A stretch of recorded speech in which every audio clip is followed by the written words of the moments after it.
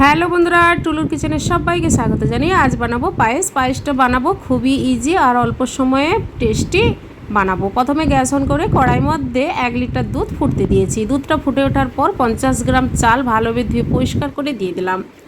1 litre দুধে 50 গ্রাম চাল, আর যদি আপনারা 2 লিটার দুধ দেন তাহলে 100 গ্রাম চাল দিয়ে পায়েসটা বানাবেন। খুব সুন্দরভাবে পায়েসটা কিন্তু তৈরি হয়ে যাবে।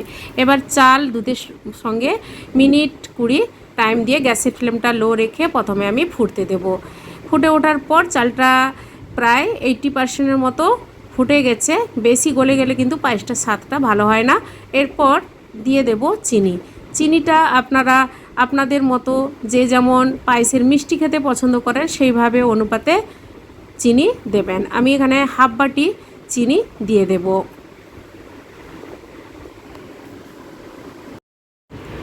চিনি দেওয়ার পর নাড়াচাড়া করে আবারও মিনিট 5 ফুটতে দেব। ফুটে উঠলে বেশ সুন্দরভাবে ঘন ঘন হয়ে যাবে। চিনি দিয়েছি, একটু পাতলা লাগছে, কিন্তু ফোটানোর পর কিন্তু পায়েসটা তৈরি হয়ে যাবে ভালোভাবে। এরপর দিয়ে দেব কাজু বাদাম, কিশমিশ, ছোটো এলাচ, তেজপাতা।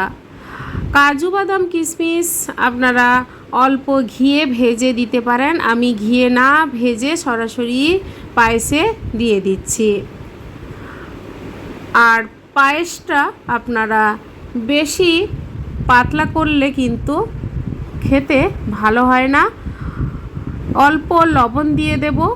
লবণটা অল্পই দেব, স্বাদটা কিন্তু দ্বিগুণ বেড়ে যাবে পায়েসের।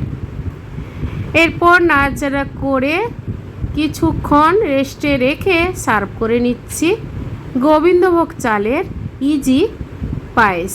বন্ধুরা এভাবে বানিয়ে ফেলুন। কেমন হয়েছে কমেন্ট করে জানাবেন, লাইক করবেন, আর আমার চ্যানেলটি বন্ধুরা সাবস্ক্রাইব করে নেবেন। সবাই ভালো থাকুন। বাই বন্ধুরা।